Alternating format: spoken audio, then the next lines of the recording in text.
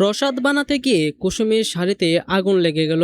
আর তাই তো ইন্দ্রাণী গাঙ্গুলি ছুটে এসে কুসুমকে জড়িয়ে ধরে কুসুমের আগুন নিভালো। হ্যাঁ সুপ্রিয় দর্শক, কুসুম ধারাবাহিকের একদম ধামাকাদার নতুন পর্বে তো আমরা এরকমটা দেখতে পারবো। বিস্তারিত জানতে চাইলে এখনই ভিডিওটা একটি লাইক দিয়ে চ্যানেলটিকে সাবস্ক্রাইব করে একদম শেষ পর্যন্ত দেখতে থাকো।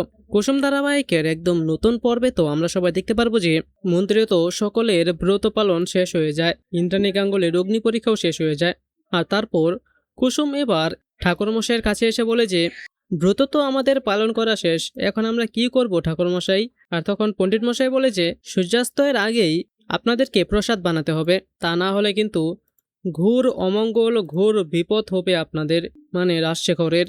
আর তখন ইন্দ্রাণী গাঙ্গুলি তো অনেক বেশি চিন্তায় পড়ে যায়।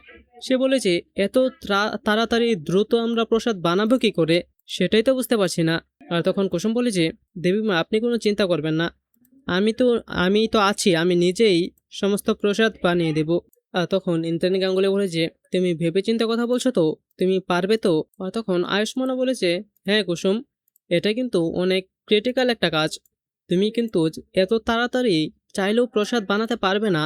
আর তখন কুসুম বলে যে ছোট সাহেব, আপনি শুধুমাত্র আমাকে একটু সাহায্য করুন, আমাকে বসে থাকলে চলবে না, এইভাবে আমাকে যে করেই হোক সময়ের মধ্যে প্রসাদ বানাতেই হবে, আপনি কোনো চিন্তা করবেন না। বড় সাহেবকে বাঁচানোর জন্য আমার যা করার প্রয়োজন আমি তা করব, আমার জীবনটা দিয়ে দিতে হলেও আমি জীবন দিয়ে দেব। আর তারপর আমরা দেখতে পাই যে কুসুম মন্দিরের এক কোণে আগুন জ্বালিয়ে সেখানে প্রসাদ রান্না করতে শুরু করে। রান্না করতে করতে হঠাৎ করেই দেখা যায় যে কুসুমের শাড়ির মধ্যে আগুন লেগে যায়। আর এটা দেখে তো কুসুম চিৎকার দিয়ে ওঠে ভয়ে, আগুন আগুন বলে চিৎকার করতে থাকে। আর অন্যদিকে আমরা দেখতে পাই যে আয়ুষ্মান মনে মনে চিন্তা করতে থাকে যে কুসুম যেন খুব ভালোভাবে সময় মতো প্রসাদটা বানিয়ে ফেলতে পারে। কিন্তু তখনই সে কুসুমের আওয়াজ শুনতে পায় আগুনের। আর তখন আয়ুষ্মান তো দৌড়ে ছুটে যায় সেখানে। কিন্তু আয়ুষ্মান সেখানে গিয়ে দেখতে পায় যে সে আসার আগেই সেখানে চলে এসেছে তার মা ইন্দ্রাণী গাঙ্গুলি। আর ইন্দ্রাণী গাঙ্গুলি এবার নিজে জল এনে তারপর সেটি কুসুমের শাড়ির উপর ঢালে এবং তারপর কুসুমকে জড়িয়ে ধরে যাতে আগুনটি নিভে যায়।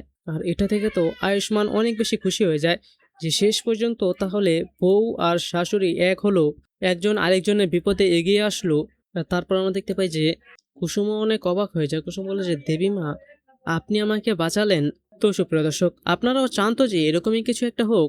তো আপনারাও যদি এরকমটাই চেয়ে থাকেন তাহলে সেটি নিচে কমেন্টে জানিয়ে দিন। এবং এরকমই প্রতিদিনের আপডেটগুলো সবার আগে পেতে চাইলে এখনই আমাদের এই চ্যানেলটিকে সাবস্ক্রাইব করে দিন। ধন্যবাদ সবাইকে।